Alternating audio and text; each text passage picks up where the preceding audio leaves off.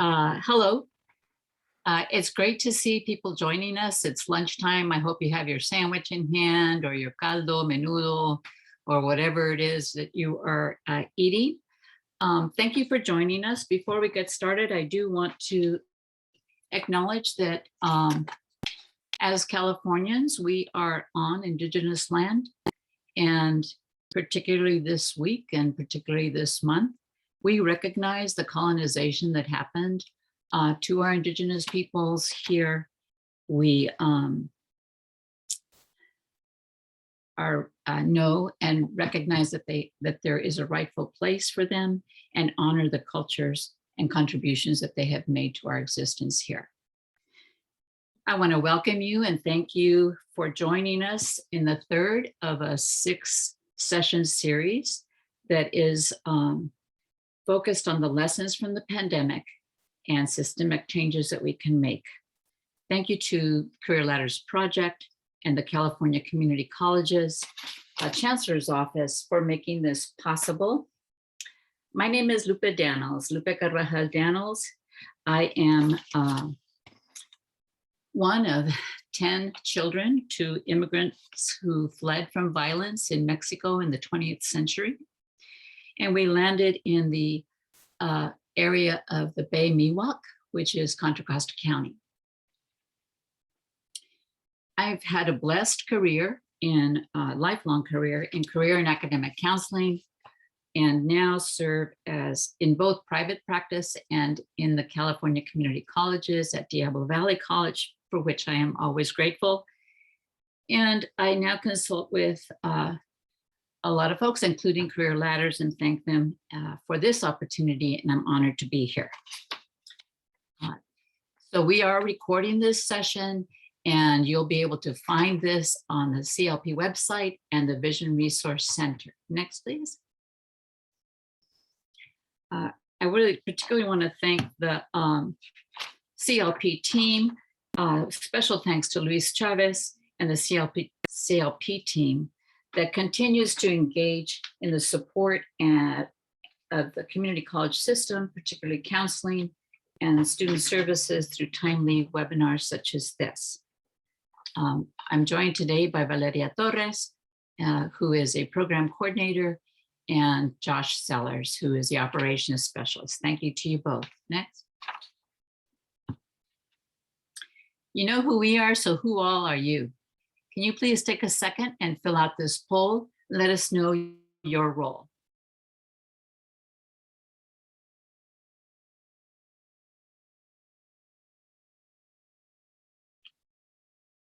I'll give you a couple of minutes.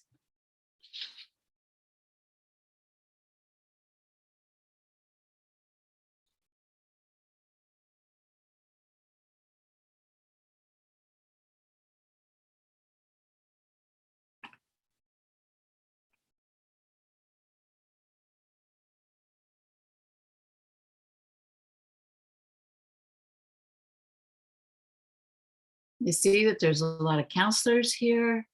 Yay for counseling. And classified professionals, student services professionals. Some graduate students, welcome to our world, and we look forward to the contributions that you'll make. You can continue to fill that out as we go forward. This is a snapshot of the series that is being held in support and of the Vision for Success guidelines.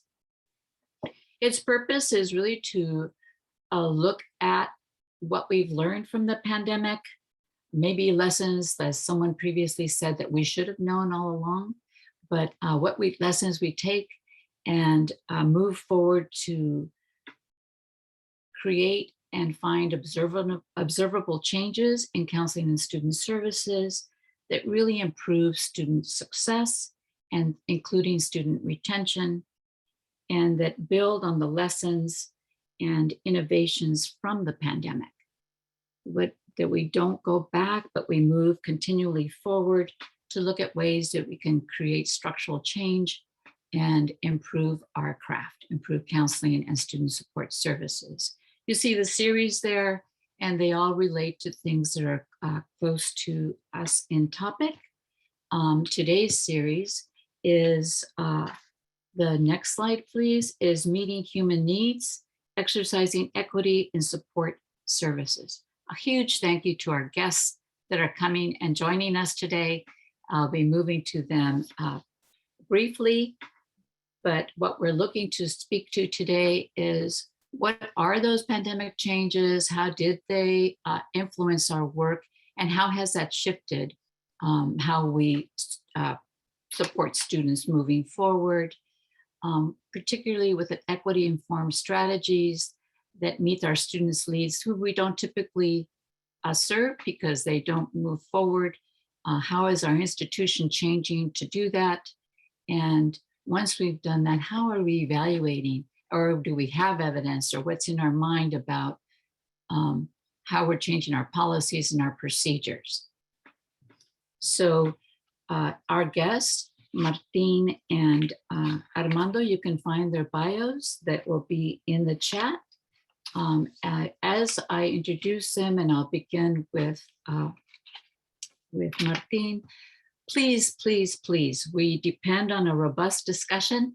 So start to post your questions as they come to mind in our chat. We will be monitoring those. And after a brief discussion by each of our guests, we will then move to an open forum discussion, and we will tap your questions that you have there. I'm very proud to introduce you to Martin de Muchas Flores, who is the Associate Dean of Educational Success and Student Equity and Achievement Programs at Berkeley City College, another Miwok land. I've known Martin for some time. We have a Puente history that goes back quite a distance. And I know, Martin, that you have had a variety of experiences. So I really look forward to your discussion. And I also welcome and introduce Armando Duran, Dean of Counseling and Student Services at Pasadena College. So thank you both, or Pasadena City College, sorry. So thank you very much. I'm going to go ahead and start with you, Martin. You've worked in a variety of educational institutions. Can you share the strengths of the community college, a system in your estimation that meets student needs, and just frame that, your experience to this discussion? Gracias, Lupe. You know, I just want to begin by also just appreciating Hermano Armando, who's joining me on this discussion, because I think it's important that as colleagues from across the state, that we're here with each other and connecting, right? That this work happens. So I also want to call out to the community. I'm gonna bring my energy and my spirit and my love. If you ever see me in person, you know I'm just like live and direct. You know, use those reactions and so emoji cons. You know, go ahead and drop those celebrations, those thumbs up. You can even give me well, I don't know if we can do thumbs down. You know, while this is a Zoom world, we could still find ways to interact and engage with each other. And so, you know, just to share about who I am. So, again, my name is Martin de Muchas Flores. My last name, yes, that is my legal last name. It's on my ID. It's on my social security card. There's a beautiful story that's long, but I won't share it right now. I also just wanted to share that I was born in Woodland, California, which is a tomato town when I was there, when I grew up there, and then grew up in Madera, where I went to high school, which is a grape town. So I moved from tomatoes to grapes, and that was kind of my experience. And along that, for me, had always been this idea of how do I center on community and who I was. Being the child of two parents who had the opportunity to go to college but had to struggle to figure it out. Both of them went to community colleges at Delta Community College in Stockton. So big thumbs up to any people from the northern part of the valley. It wasn't easy. And as the child of folks who were first generation, like, there was no me becoming a second generation college student, right? That legacy of knowing what it meant to be a college student, it wasn't passed down in the way that we see or hear these narratives being told. It was very much still of a struggle. And then growing up in a predominantly migrant Mexican community in Madera, it was clear about who was going to college and who wasn't. And just from the physical appearance of how we presented, I was part of that group that wasn't going. But yet I struggled with it, and I tried to make sense of it. And you know, it's interesting that we just celebrated and are recognizing Indigenous Peoples Day on Monday. That I remember in high school when it was still called Christopher Columbus Day, wearing a red armband with a black trim around it, and the red armband was 4 inches long because at the time it was recognizing it was 400 years of occupation, and it was recognizing the 400 years of genocide. And the black was to represent the mourning, and people didn't get me then, right? Like it was a struggle. People were like, "Marti, what do you want?" And at that time, you know, I didn't know what to call it. But now I do, right? Like now I know that it has to do with these ideas of cultural community wealth, right? That I knew there was something happening, and I was finding ways to resist it. And the reason why I share that because that's a thread that pulls from Tadayoso's work around like how do we honor the agency and the capital that our scholars bring, that we bring from the communities we come from. And that's something I held on to through my work, right? I've worked as both as a middle school teacher. I've had the privilege of working at a CSU, both in outreach and recruitment, and both as a faculty member in the chemistry department as an adjunct faculty. I've had the privilege of working with the UC Office of the President in terms of supporting the Puente Project. And I've had also the experience of working with statewide projects around the California Gear Up Project, right, where we worked with middle schools and high schools in the most regional, in the most rural parts of the Central California. I'm talking at places like Poblad, Carruthers, Raisin City, and I share that because it helps to center me and my thinking about how and why I came to community colleges and why community colleges provide, I think, that lifting place for a lot of our gente, our students, and our marginalized populations. And so I'm gonna bring in these three concepts that I think are really important to call out, and the resources that are available to folks. So the first one I already recognized was Tara Yoso's cultural community wealth, right? It really focuses on like how do we acknowledge the agency of scholars and the capital they bring, and really focus on questioning how as institutions and programs are shifting to meet that capital and cultural wealth they're bringing. The other two lines of thinking that I often bring with me is this notion of critical hope by Duncan Andrade, and this other notion of hope for radical healing by Dr. Jinwright. And both these folks are at SF State. And I'll just summarize them real quick so people can follow him. Critical hope has kind of these three tenets around material hope, Socratic hope, and audacious hope. And what material hope really centers on is that how do we give our scholars and our students a sense of control, right? That the resources we give them aren't just like, oh, let me give that to you because, oh, pobrecito, like, you know, you need this and I'm going to give you the handout. But this idea, like, I'm giving you a resource and I'm going to show you how to use it so you can wield it for the leverage and power out of it. The other part of critical hope is around Socratic hope, which means like how do we help students to question the injustice in our society, question the things that are happening to them. And then the next part of that critical hope is audacious hope in terms of how do they heal from the oppression that they've experienced? The other line, and I'm moving through these quickly because I'm just trying to be mindful, is that the Hope for Radical Healing by Dr. Jinwright focuses on three tenets of relational hope, restorative hope, and political hope. And one thing I'll just raise right now is that when I talk about hope in these frameworks, it's not the hopey hope like I put up a sticker or I wear an armband, but this is the hope that calls us to action, right? It's the hope that we have to hold on to, that when things are really hard, that the thing we see in front of us that we dream for our community and our scholars, and it's informed by their voice, is why we drive so hard at this work.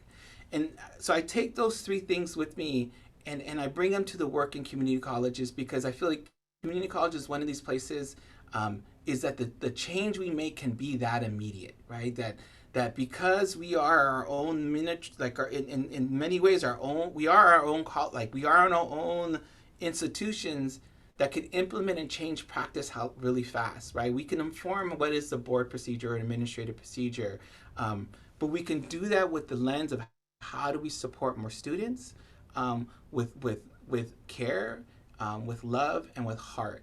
And with that, the way that I have brought this practice and worked with my team here at BCC is in partnership with Career Leaders Project, where we spent a whole year focusing on acknowledging that we have a lived experience, and that lived experience brings with us sometimes a bias of how we interpret or perceive people when they come to us, and especially when we look at the interaction and the transactional capacity of what happens sometimes at our student services. And this goes across our whole area, both in counseling, admissions and records, financial aids. It's not an inherent part of the people, it's an inherent part of the systems, right, that we work in, that they have. There's always this exchange that happens, and it has to be fast because we see this line. And the question that we were raising through this year-long training with CLP was, let's recognize the experience we all come with, right? As predominantly people of color who support student services and fill those ranks and roles, we have to acknowledge the harm and trauma. At the same time, we have to question the systems in which we're in, and hold our healing, but also continue to move and challenge our systems so that way we don't continue to traumatize the students who come see us. And so in this model, we were looking to move student services to a transformational department, meaning that when the student comes to meet with us, there's a conversation that happens that says, well, if the student says, well, I'm just trying to clear a hold, we're like, great, you're trying to clear that hold, but have you had an educational plan done? And let me connect you with the person who's going to schedule that appointment with you if you haven't had an ed plan done.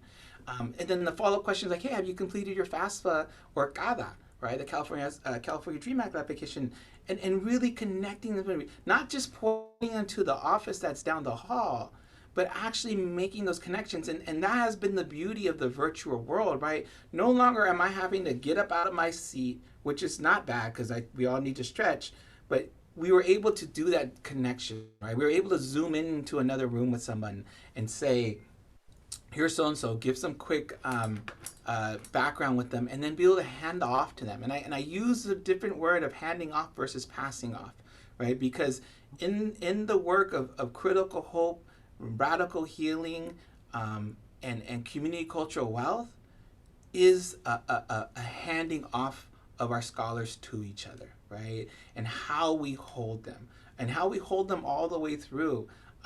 Because there's a concept of like getting students to something.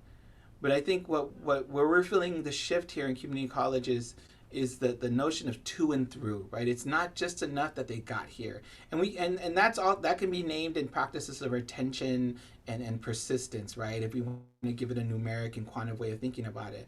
But we always have to really question the work that I bring here to BCC, and I try to bring across the state and my partners here in the community, is that there's a very qualitative side to how we make our scholars feel and our students feel.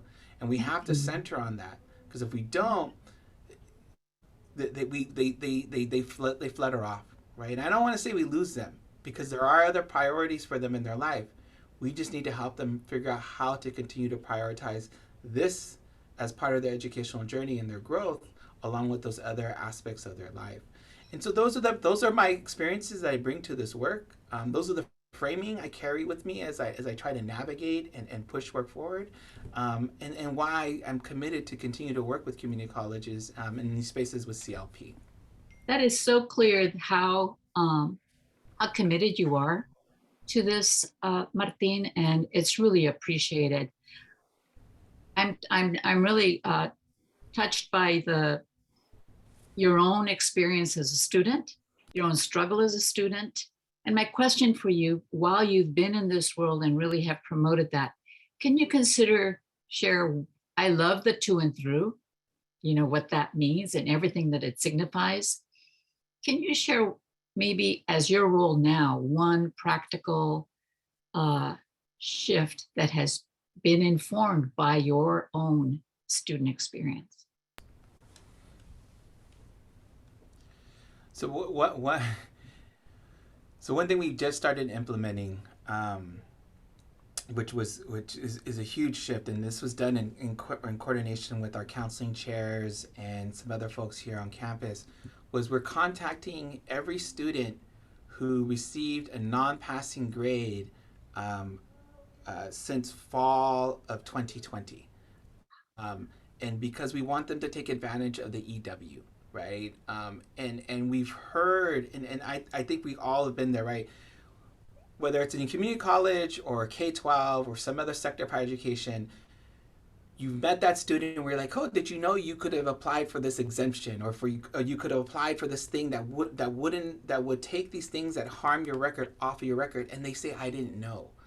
um, and we're like, well, but here it is, right? But again, like that's that is the behaviors in which we have socialized our scholars to be like, you should have known, right? And so that happened to me as a young person in high school, as a person in community college at Fresno City, and as a person who tried to figure out, like, I didn't know about these things. And so we're working to bring it, to put them right in front of them, and to say, it's almost an opt-out process, right? Like, you have to tell us that you don't want this because That's we an know easy. it's going to benefit your record.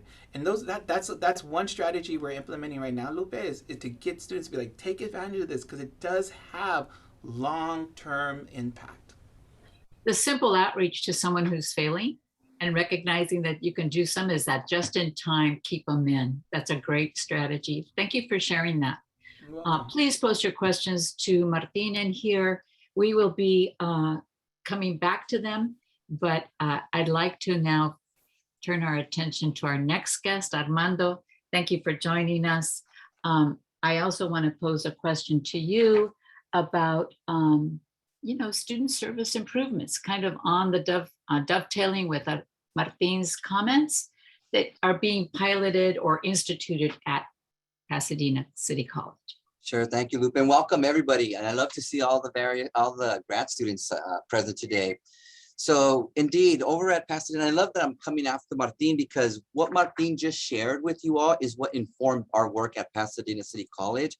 I love, Martin, what you said about support, caring our students, and loving our students, right? Sometimes people they feel uncomfortable saying that. I go, there's nothing wrong with it. This is why we do the work that we do, is because we love our students. And the other thing that resonated with me, what Martin said, is how we continue to traumatize our students. So we at Pasadena City College, we looked at our various policies and practices and really asked ourselves, is this Title V? Is it Ed Code? Is it right? Is it something that someone came up with 10 years ago? Can we change it? And how are we sometimes unintendedly harming our students? So what we've done at Pasadena City College is try to move away from the transactional services and really focus on transformative. And we looked at programs like EOP&S, and I attend those end of the year graduations, and I see the students thanking counselors by name, faculty by name, support staff by name, classified staff by name. And I thought, I wish all of our students, had that experience. So we asked ourselves, what could we do different? And for many of us, we've been in this, we were former students and we've been doing this work for 20 plus 30 years. And we often forget, like, the students change, right? Their needs often change. So what we've done at Pasadena City College is go back to the students, hear from the students. We have a program through our Title V grant. We call it like equitable, but really it's a group of students where we turn to for their voice. We turn to for them to reach out to their peers, constituents, the students, to hear, is this a good idea? We're thinking of this policy, this practice. Will this work? So it's a recommendation for, if we're not already doing it at your schools, is how do we bring in the student's voice? So we're in the middle of a complete redesign, and it aligns with the guided pathways framework. And again, with the intent of personalizing the student's work. And for those of you who remember Triple SP, it was about numbers. It was about how many ed plans can you generate? And we were counting them daily, weekly, by counselor.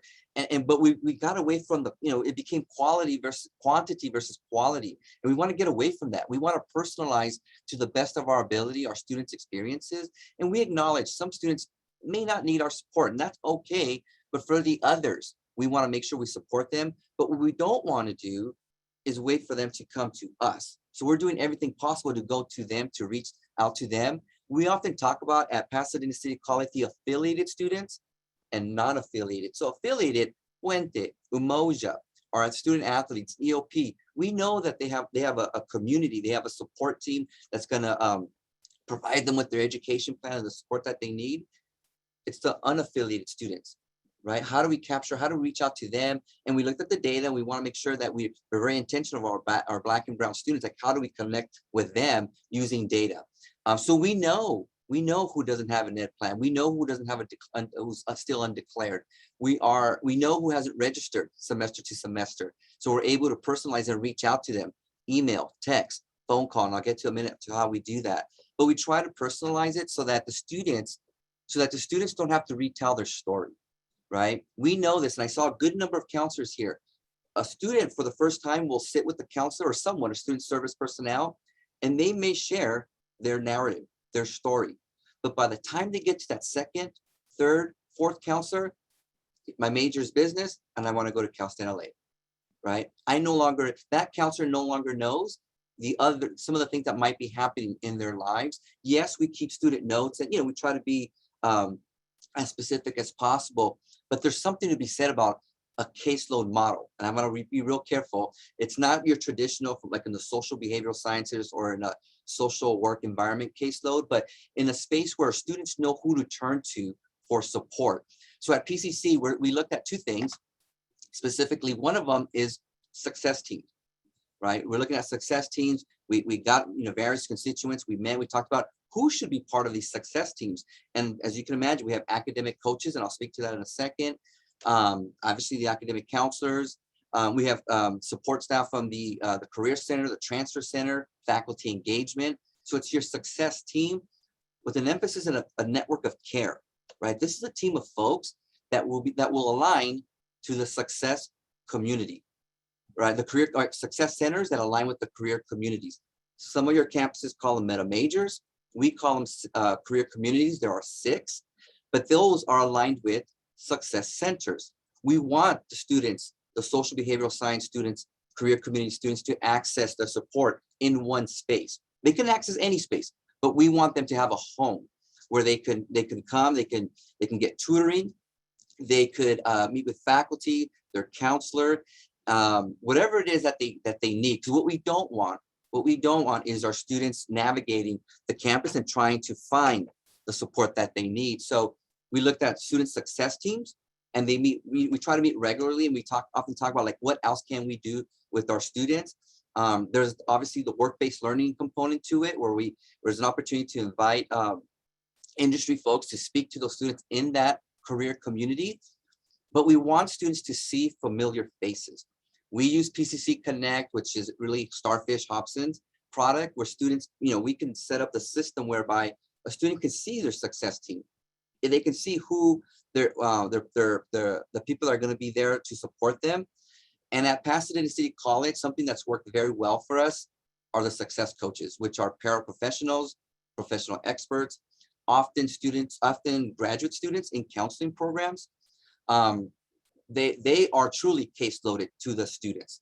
They have about, depending, like for our first year experience students, the caseload maybe about 150 students to each coach. But the coach, he or she, is the one that truly gets to spend time with the student, get to know them, help answer the simple questions that they may have. And I will say, the reason why it's worked, it's because the success coaches were vetted by academic counselors, and which is critical, right? So we don't have to worry about crossing that line. They disseminate information, they connect with the students, and they're the ones that often, the academic coach, will refer the student to the academic counselor, right? And there's a relationship. So there's the hiring, training, and the mentoring of success coaches by the academic counselors. At the end of the day, the intent was at what level can we create a space where students don't have to retell their story. And we're hoping that in this model, and I want to say thank you to the Career Ladders Project folks, Luis and his team. They've been instrumental in this process for us. It hasn't been easy because it requires a lot of buy-in, as you can imagine, because it includes various constituents throughout the campus community. But the key element was that everybody is invited. Everybody has a voice and an opportunity. I'll pause there because I believe I'm at my 8 minutes. but I'll still be here to take questions. Thank you. Thank you. Well, I'll start with the first question before we break into the rest, because you covered a lot of ground, Armando. Thank you. I love the way that you are having that idea of building community front and center for all your students. A lot of that is modeled, I think, on learning communities such as Umoja and Puente and others. And so I see some of those similarities, and I think that that's fabulous.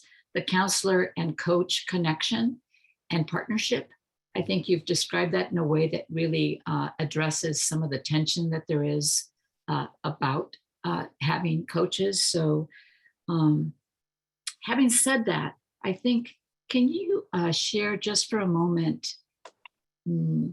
the strategies that you're using to really capture those underserved, sometimes what we call marginalized or forgotten students, those that aren't so forthcoming?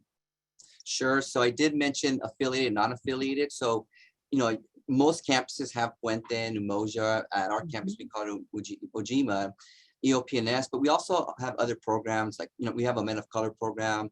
We have a Men Charter. So we're trying to the best of our ability, inform students as we're onboarding them in the new student group sessions. And with regards to the new student group sessions, we will go out to the local high schools and provide that counseling onboarding where they get some information regarding, the next steps to enroll on campus and their abbreviated ed plan. But we also emphasize all the different opportunities available to them. And we want them to participate. We want them to know that, hey, there are these various programs available to you. There are Chromebooks available, hotspots, transportation vouchers. I mean, there's so much available to them, but we want them to connect at some level. And then all of our students are tagged, so we know who's not affiliated. So then we often reach out to them and say, would you be interested in this? We have these opportunities. Is this something you'd be interested in? So that's, again, it's data mining, right? It's just really looking at what information do we have and how do we go to them? How do we go to the students to inform them? Yeah, I can really hear that you've used data to then shift that lens to make it more human. Yeah. And so that's a perfect transition to where I want to go now with our premise to the Q&A. Thank you both very much for your time. We'll come back. Please post your questions in the chat, but if I could open the presentation slide, we'd like a little bit from you all now. In the chat, please share, what does your campus do to humanize the entry process for students? And share a question that you have just heard from our guests. I'll give you a second to do that. What are you doing? One small thing. And if you don't want to put it in the chat, feel free to unmute and add it verbally if you like. That would be welcome also.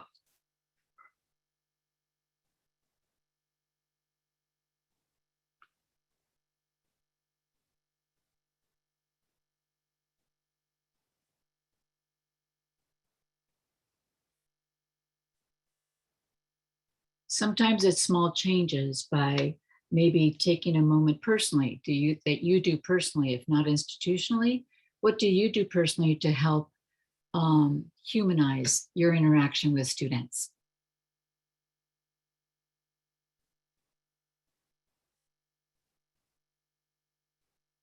I know someone shared in a previous session just that they have made it intentional to use pronouns with their name to recognize that.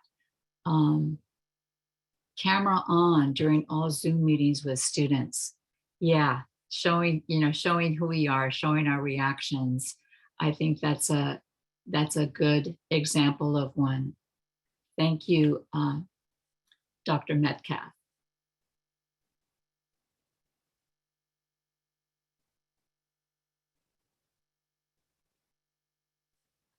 Yeah, thank you, Dr. Patrice Braswell. How we say someone's name, right? You call me by my name, and with a name like Guadalupe Carvajal, I can tell you that I've certainly jumped into times when I've had my name a jumbled mess, which has made me very, very aware of asking people. So that's a very personal and human way of addressing someone. Yeah, even saying who we are, and remembering to introduce ourselves. During the pandemic, that's been especially helpful because we need to make that connection across virtual spaces.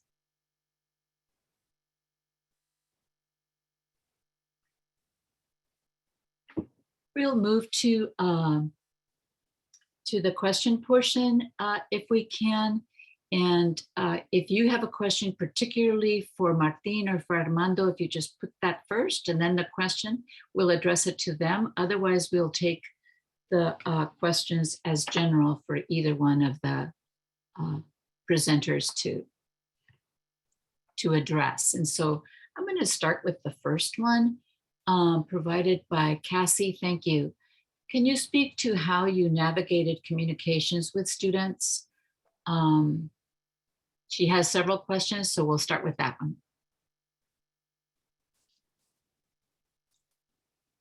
I can jump in, Lupe, really quick. So we do have a communications office, and we didn't always have one. So as you can imagine, and that's a good question, Cassie, students were getting messages, 2 or 3 messages per day from different departments, but we were able to centralize through the communications office 2 things: to ensure that the tone and message and feel is consistent. And the second one is to ensure that we're not overwhelming our students. So, we do have, especially offices like admission and records, financial aid, obviously the various student services and instructional side of the house, collaborating so that, to your point, we're not overwhelming students with text messaging and emails. Yeah, that can be really a difficult task in terms of confounding.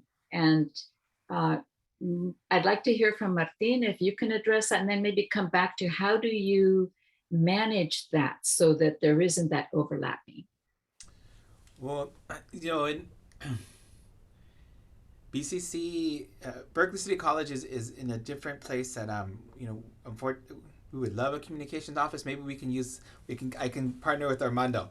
Our communication office is our staff. I'm like our communication office, right? So what we have done is we've had to be really strategic around focusing on our DI populations, and also centering that one of the other populations, even if they weren't recorded as our DI, because DI has some connotations to it, is our Black and Latino and Filipino populations here in the Bay Area. So we take that list, we prioritize it based on a theme, and we separate it out to different colleagues here on the campus, and they can be A&R, financial aid, some other classified professionals, administrators from our executive team all make phone calls. We provide them a script to touch on, but we also allow them to bring themselves to the conversation. And a lot of this really, because what we found with students is that they really didn't know, right? They had received little to no communication, particularly verbal communication through the pandemic. And so we really have centered on calling our students just to have that verbal connection and just to ask them first off, like, how are you doing? And then also providing them some resources. We use a software called HubSpot that we send out all our emails and texts through, and that's all done through the college. And again, like we've gotten tight because we don't have the larger capacity. We have gotten tighter on being able to use our institutional data to figure out who are the populations we want to focus on based on if they haven't met a certain milestone, similar to some of the things Armando has already talked about, right? Like, did you do your ed plan? Have you registered for classes, or did you not register for spring but had registered for the previous semester? Where are you at in your unit load? And just using those things to kind of guide the work so that way it makes it manageable. Because if you just pull the full list, right, Lupe and Armando, you've probably been there, right? You got the full list and you're like, I don't know where we're going to go and how we're going to do this.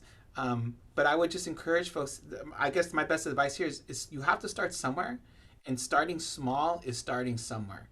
And that will have an impact across the areas. Yeah. You're really right. I mean, it can be overwhelming. And, when you have student success teams that are individuals may want to reach out. to students for a particular thing. And then you have college-wide messaging that happens. It can be a very overwhelming way to bombard a student, right? When you don't want to. When the student may be just thinking about, you know what I really need is X. Can you talk to how you identify that X and how do you match from the plethora of services that are available on a campus? How do you match the individual need that a student has with the services that are available? You know, Tough question. yeah, no, I'll pick up. And the, you know, what one of the things that we did from the beginning of the shelter in place is we initiated a couple of student surveys, just to get a pulse. Because I think we were making a lot of assumptions based on our professional lens and not really informed by the experience of what students were going through, right?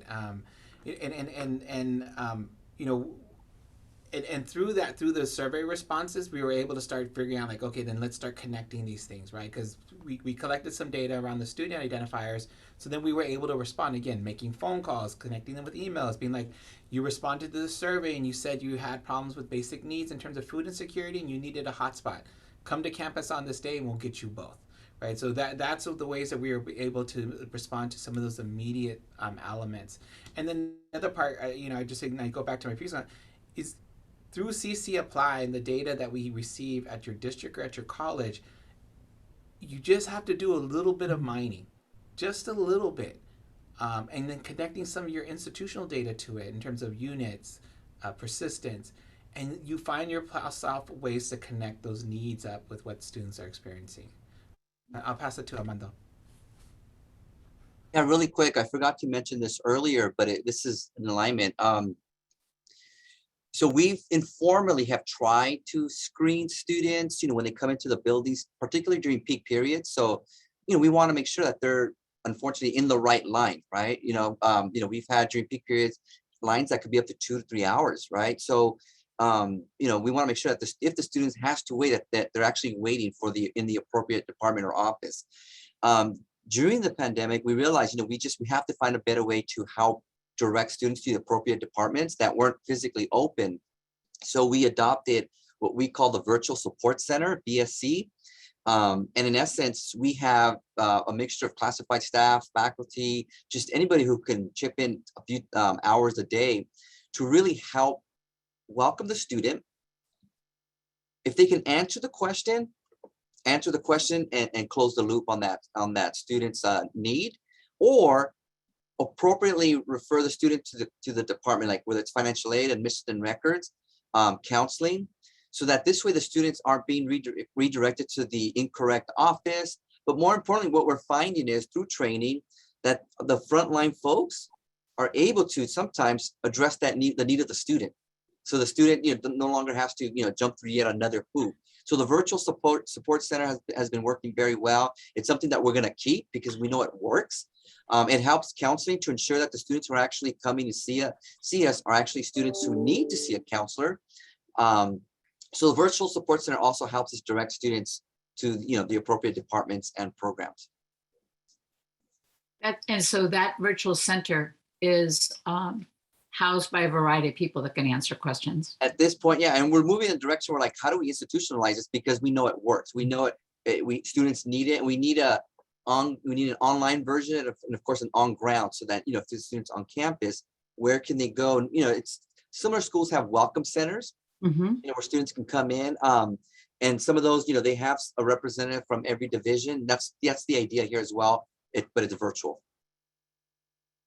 That's great. There's been a lot of questions and activity around this idea of the coaches or / advisors and the counselor. And so one of the questions has to do with how did you come up with the term coach rather than advisor?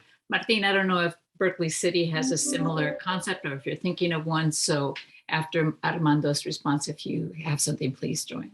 Sure. We went back to the students. You know, we wanted someone that can connect with the students. We didn't want them to be, and I don't want to make assumptions, but intimidated by another title, right? We felt coach sounded like someone that supports the student.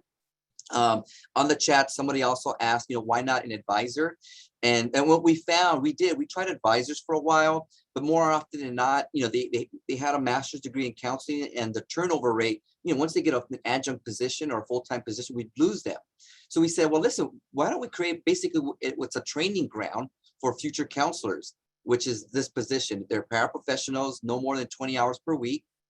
And it's worked out wonderfully because, again, their enthusiasm, motivation, to serve the students and learn. And we see the difference. We see when they interview, they shine because of the extensive training that they receive. I know Chafee has the apprentice program. There's various programs throughout the state, but that's why we chose the paraprofessionals over the advisors. Got it. Martin, do you have thoughts around that? One of the this year we're actually partnering with UC Berkeley and their Center for Educational Partnerships because they have a collaborative program between early academic outreach program and what they call the Destination College Advising Course, and we're leveraging the training and support they provide those recent graduates from bachelor's programs that are doing the pre-college work at local high schools, and we're leveraging that as kind of our point to be at those local high schools and managing the transition to community college. But no, we don't have that here at BCC. I think we one of the ideas would be then to take that advisor follow. The one thing I'm trying to process in my head, and I'm trying to get this, and this is like the open part, right? Like this work is not, I think I'll be really clear, and I said this with Lupe when we were prepping for this, and I'll say it for the community. This work is not cute. When we go to presentations and we see the models and we're like, oh, that looks nice. But the work that goes into it isn't cute. It's hard. It's challenging. It takes a lot of conversations, and it takes a tenacity and an audacious lens to see how it could be, especially because there's going to be quite a few people who can't see it that same way. And particularly when we center on for students. So one of the things is how do we take what they call the Destination College Advising Fellow model, which is a near peer mentor model, and implement it at the community college level. And what I mean by near peer is not that these students are similar in age in terms of one's 18 and the other one's 19, but near peer meaning that they're closely in generation. Like there might be like a 5 or 7 year age gap between them, because there's some experience in that they can then share with each other and see each other succeeding. And that's where we're at right now in processing. How do we leverage what we see happening with UC Berkeley and their Center for Education Partnerships, buy into it where we can use for our high school, but then how do we then begin to model it here at the community, here at BCC? Yeah. And thank you for addressing that, because I think a lot of colleges are struggling to do the best thing. And and recognizing that it takes time is something we don't often afford. And so you've given us a good model, Armando, to maybe follow. There is a question to help those who are thinking of going the coach, advisor, or apprentice, or whatever they're going to call it. If you can share how to find out more information about the job role and the duties that your coaches have, so that as they develop something, can you speak to that, at least verbally, or is there something that you can share later or put into the resource doc? I believe we added it to the resource doc because through CLP, it's on their website as well. But I listed my email earlier. Folks could email me as well, and I can provide as much information. But it's also in the CLP website, and I think we have some information on our website. Yeah, we'll be sharing for everyone here the resources that our guests have provided to us are absolutely available on that website. We are coming up on time. It's amazing how time just goes nuts. So to the question, where can we find it? Look to the website for careerladdersproject.org, and you'll be able to find that there. If Josh or Valeria can put that link to make it easy in the chat, that would be appreciated. Gentlemen, gentle sirs, thank you so very much.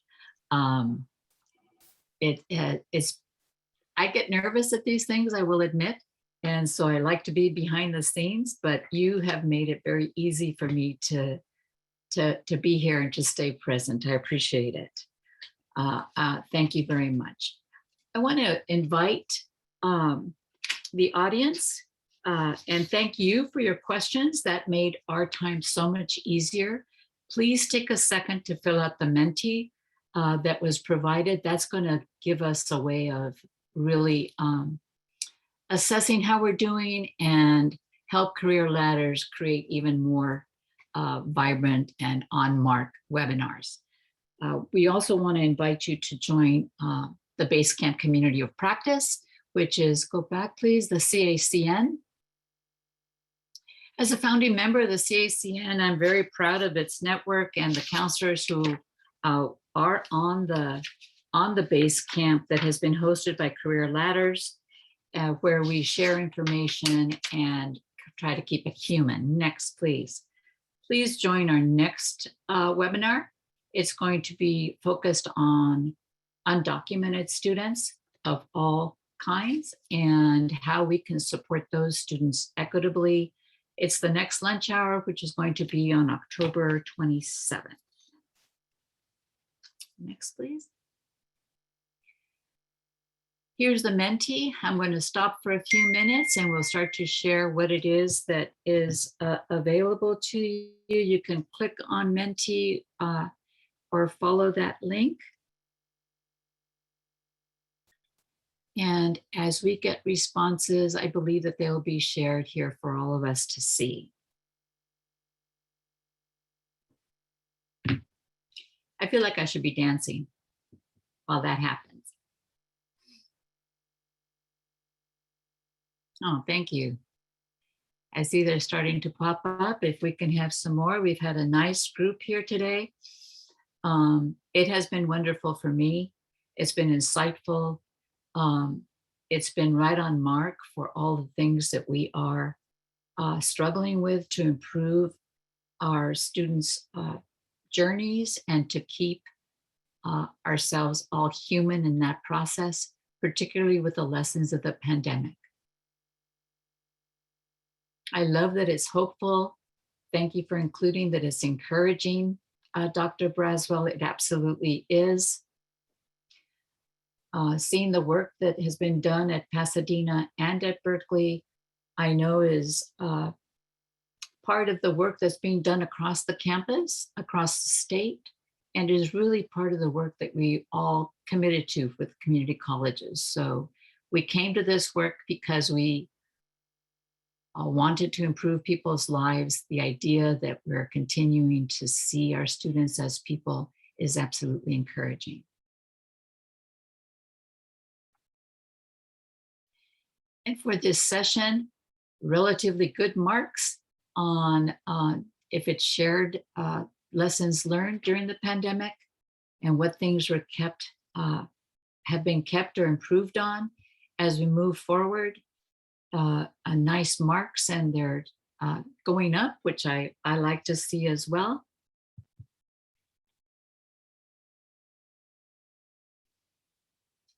We've engaged and had equity-informed strategies.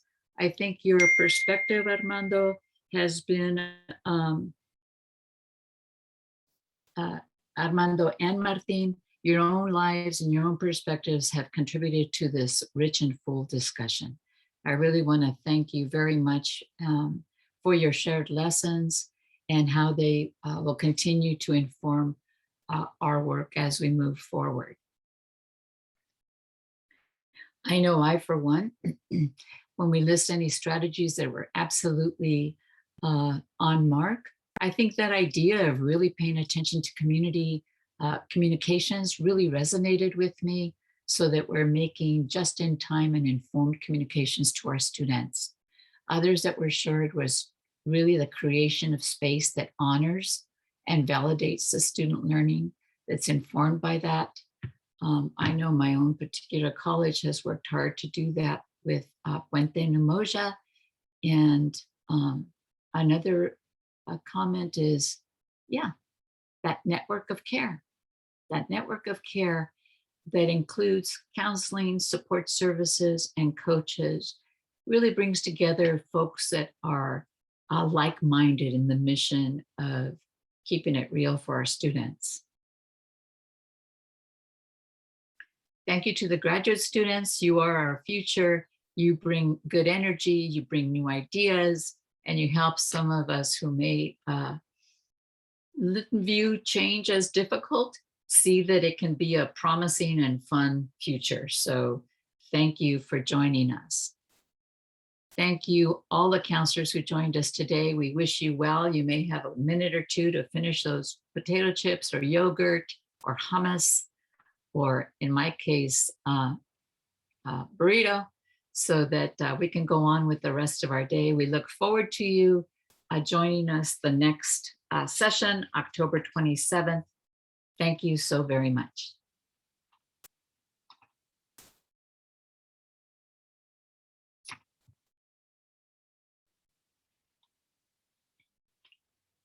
You can look at the Mentimeter results if you like by going to the Mentimeter, and you can also feel free to send any parting messages to Armando in the chat. Otherwise, we wish you a great day, a blessed week, and a good weekend. Keep marching through the semester, and best of luck to you in this academic year. Thank you.